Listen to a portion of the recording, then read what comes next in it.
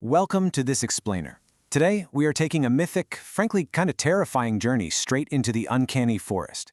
We're going to confront the ultimate psychological traps of the self. Now, this isn't just some dusty old story. No, it's a grim, dark fable that actually maps out the rigorous, brutal path to achieving a truly sovereign mind. We're going to examine the treacherous encounters a seeker faces, where literally every shadow is a reflection of their own internal struggles. By the end of this, we'll have decoded the very real psychological pitfalls of victimhood, nihilism, and deep-seated resentment. We're kicking off our descent with this seriously chilling warning from the internal devil. Just listen to this.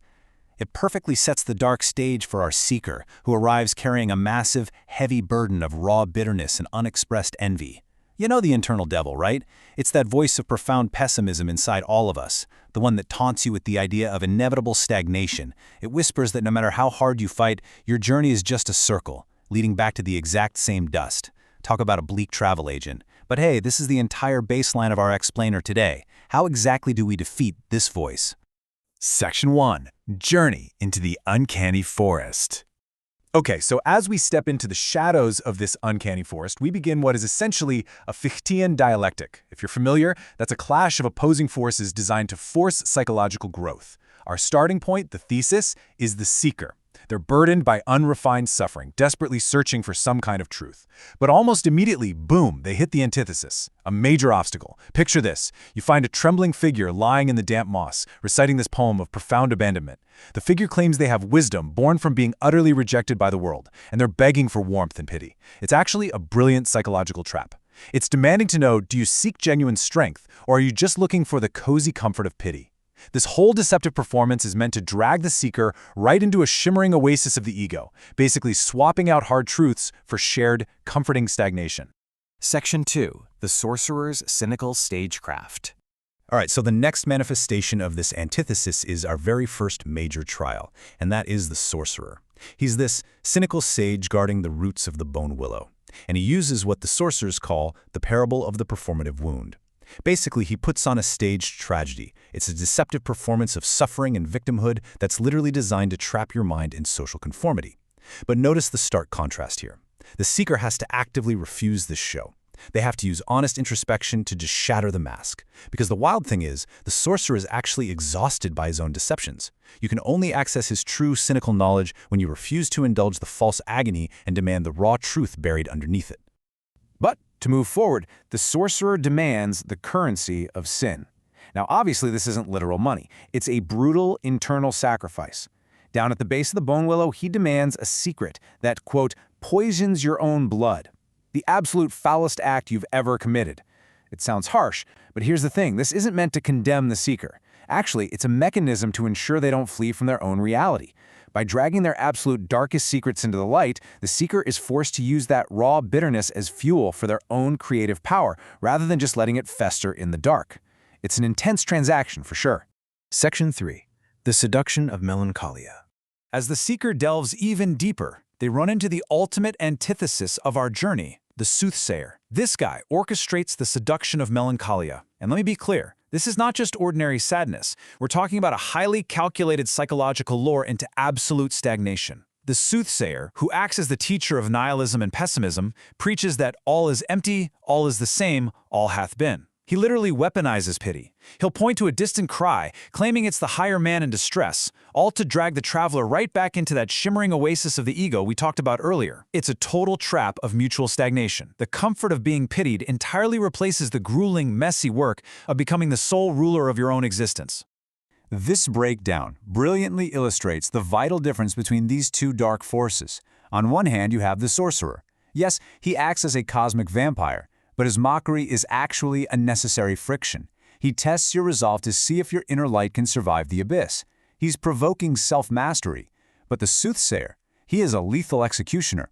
His goal isn't to test you at all. It's to ensure your absolute psychological death by breeding this inescapable melancholia. It's such a strange paradox of human psychology, right? The mocking vampire is actually trying to push you to grow, while the comforting, pitying voice of shared misery is literally trying to destroy you. Section 4. The Fermentation of Despair. So how exactly does the soothsayer pull off this terrifying psychological execution? Let's map out this descent, stage by stage.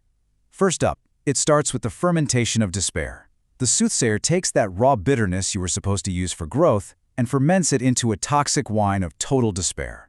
Step 2 is the trap of performative pity. He mimics the sorcerer's staged tragedy to lock you in a cycle of social conformity. Step 3 is the refusal to self-renew. By listening to his song of meaninglessness, you completely extinguish your own creative spark. And finally, stage 4, the final collapse into the void, where the soul essentially becomes a monument that completely and utterly refuses to evolve. In this fermented, toxic state, the traveler completely succumbs to the beast of resentment. This is a shadow archetype dwelling right within the soothsayer's nihilism. It hoards injuries like a dragon hoarding gold. It refuses to let go of any slights, and it allows unexpressed envy to just rot its inner strength from the inside out. Those trapped here are literally kneeling in the mud of their own perceived victimhood. This is exactly what happens when you don't transform pain into power. It just decays the self into a deeply poisonous bitterness. Section 5. Void of the Glowing Eyes. Naturally, this descent builds to a final, truly horrifying consequence. The inner devil returns to taunt us with a piercing question. He holds up the sorcerer's mirror to force the traveler to confront their true motives. He asks, "Do you seek the higher man out of genuine strength, or are you simply running away from the terrifying isolation of the starry abyss where you have to take responsibility and be the sole ruler of your own existence?" It's a heavy question. The absolutely crucial point here is what happens when you look into that mirror and realize you failed the test. Staring back from the glass is the void of the glowing eyes. The sorcerer shows the traveler this demon as a stark warning of what happens when self-evolution fails entirely. It's a literal monument to psychological death. It represents a soul that is absolutely frozen in unadulterated hatred, a self completely consumed by repressed malice and unexpressed envy that stubbornly refuses to change. This right here is the tragic endpoint of the soothsayer's seduction. Section 6. Zarathustra's Path of Self-Overcoming.